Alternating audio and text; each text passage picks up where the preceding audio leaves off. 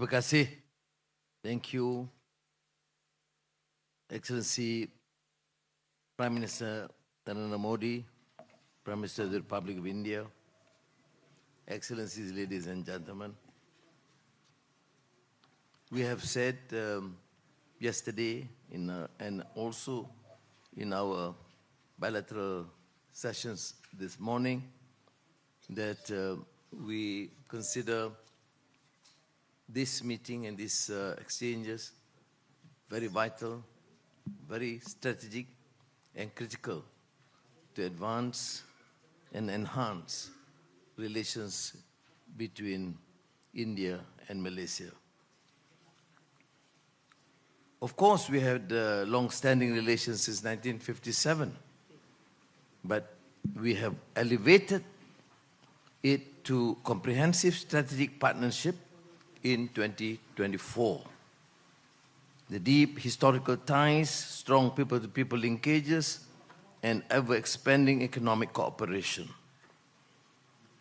We'll continue to deepen collaboration in all fields: trade and investment, semiconductor, digital economy, trade in local currency, connectivity, energy, agriculture, food security, defense, education security, TVET, including through Walua Center at the University of Malaya, healthcare, tourism, culture, and people-to-people. It is really comprehensive, and we believe that we can advance this and execute in a speedy manner with the commitment of our both governments, both foreign ministers. And we have seen also the exchanges of 11 documents, including MOUs, in an exchange of letters, which extended beyond normal bilateral arrangements, because we have covered even peacekeeping cooperation on semiconductor, healthcare, and security cooperation. Trade, of course, it has to further extend. I mean, India is growing by leaps and bounds. There's one spectacular rise in the international economic and trade scene, and therefore Malaysia, in the ASEAN context, would certainly benefit immensely if we could secure more ways and opportunities to collaborate with India, to extending beyond the $18.59 billion that we achieved in 2025. And one remarkable feat is this decision to use local currency as far as possible. And Bank Negara Malaysia and CBI has worked on this area for ringgit Malaysia and rupee in bilateral trade and investment. Similarly, in the digital connectivity, energy and semiconductor. Well, education remains pivotal. Many Malaysians were educated in India, and there is a growing number of Indian students in Malaysia too. But since the last decade or so, under the premiership of my good friend, Prime Minister Modi ji, you have seen the spectacular recognition of Indian centers of excellence, education.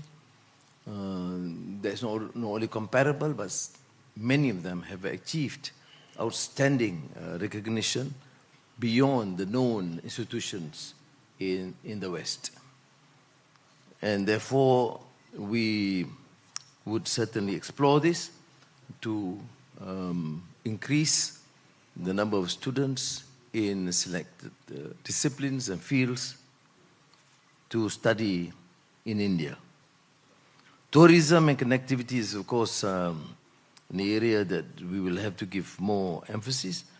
We have seen this spectacular increase during the past year And we hope to benefit from Malaysia through Asia and incredible India through visa liberalization and increase air connectivity and to see the spectacle. And I've been in India, I don't know, umpteen times and covered hundreds of places, and I still think that I have not covered India. It's too huge, Prime Minister. And it's amazing country to visit, to learn the history, the culture, the arts, other than the new advancement in the technology, new technology and IT. In terms of regional and international issues, I must express my appreciation because in my discussions with Prime Minister Modi, it is not just an normal pious platitudes and diplomatic exchanges. It is exchange between true friends, full of trust and understanding. And therefore, I must also take this opportunity to express my regards and thanks to him for his firm commitment to support all peace efforts throughout the world, be it in Ukraine, Russia, or in the case of the Middle East, and particularly in Gaza. His commitment to support the peace process is unequivocal. And I must therefore express my appreciation. And as a sign of our good relations, I immediately have agreed to support the decision of the government of India to open a consulate of India in Kota Kinabalu, Sabah. Thank you again, Prime Minister. Thank you, Honorable Prime Minister. May I invite the Honorable Prime Minister of India to deliver his statement. Your Excellency, Prime Minister Anwar Ibrahim, दोनों देशों के delegates, media के साथियों, नमस्कार, सलामत पागी। सबसे पहले मैं अपने करीबी मित्र प्राइम मिनिस्टर अनवर इब्राहिम का गर्मजोशी भरे स्वागत के लिए हृदय से आभार व्यक्त करता हूं। पिछले वर्ष मैं आसियान समिट के लिए मलेशिया की यात्रा नहीं कर पाया, लेकिन मैंने मेरे प्रिय मित्र को वादा किया था कि मैं जल्द से जल्द मलेशिया आऊंगा। और आज वर्ष 2026 की पहली विदेश यात्रा में मैं मलेशिया आया हूं।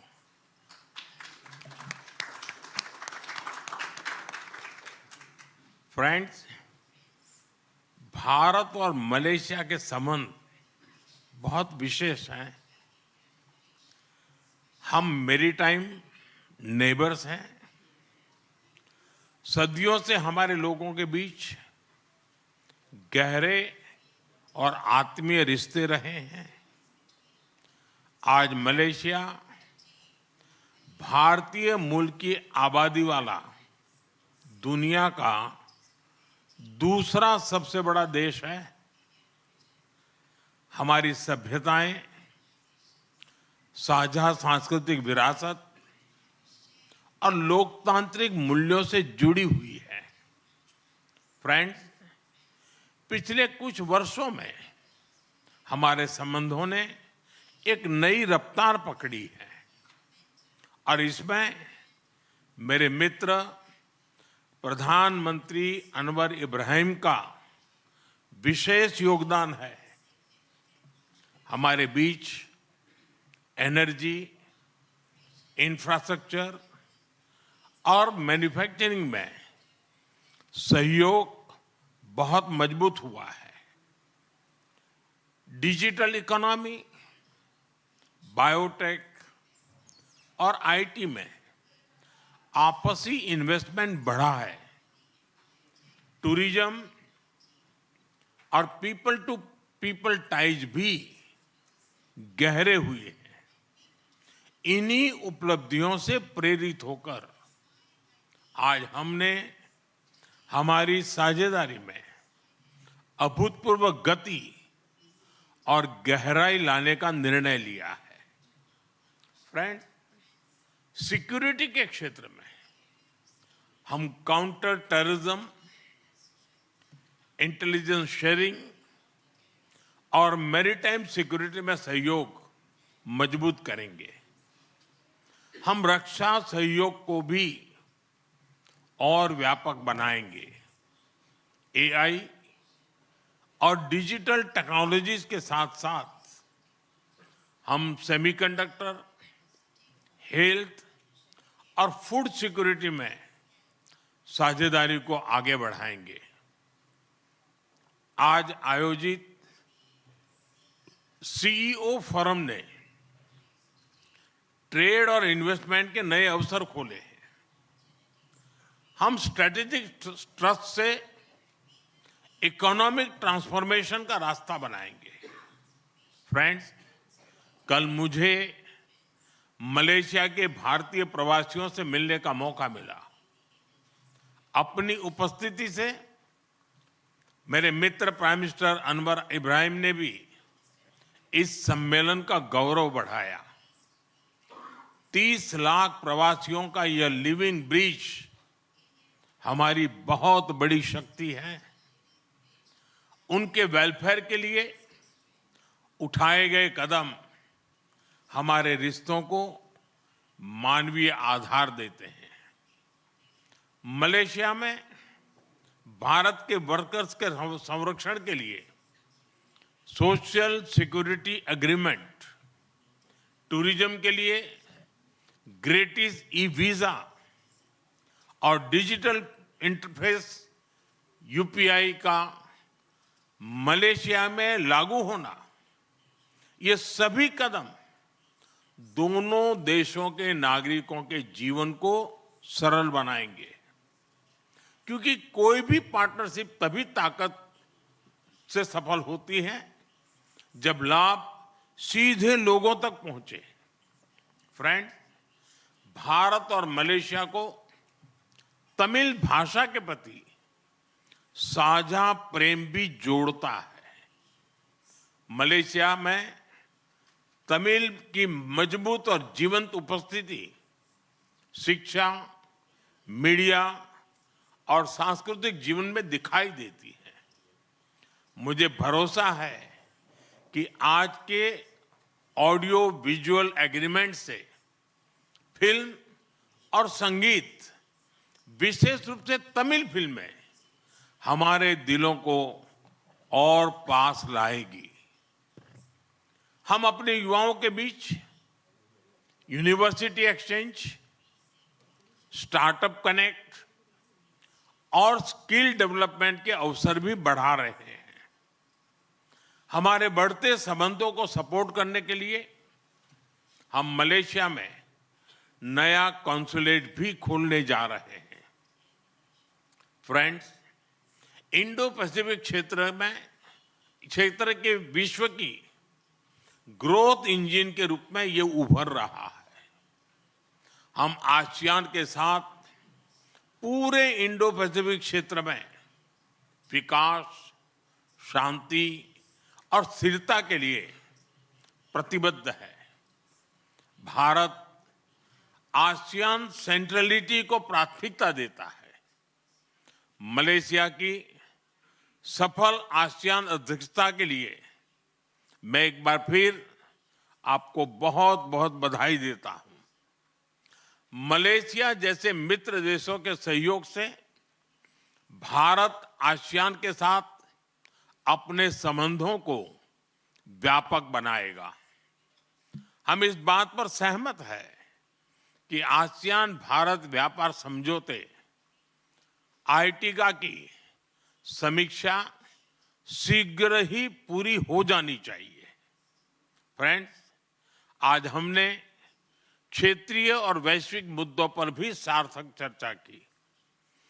वैश्विक अस्थिरता के इस माहौल में भारत और मलेशिया की बढ़ती मित्रता दोनों देशों के लिए अत्यंत महत्वपूर्ण है। हमारा साझा मत है कि आज के चैलेंजेस का समाधान करने के लिए ग्लोबल इंस्टीट्यूशंस का रिफॉर्म बहुत जरूरी है। हम शांति के सभी प्रयासों का समर्थन करते रहेंगे और आतंकवाद पर हमारा संदेश स्पष्ट है। No double standards, no compromise. Excellency, Bharat Malaysia संबंधों के प्रति आपकी प्रतिबद्धता का हम सराहना करते हैं। आइए हम साथ मिलकर प्रॉस्परस मलेशिया का आपका सपना और विकसित भारत के हमारे संकल्प को साकार करें। एक बार फिर आपकी मित्रता, आपके गर्मजोशी भरे स्वागत और आतिथ्य के लिए बहुत बहुत धन्यवाद। हम आपको भारत में स्वागत करने के लिए उत्सुक है। बहुत बहुत धन्यवाद।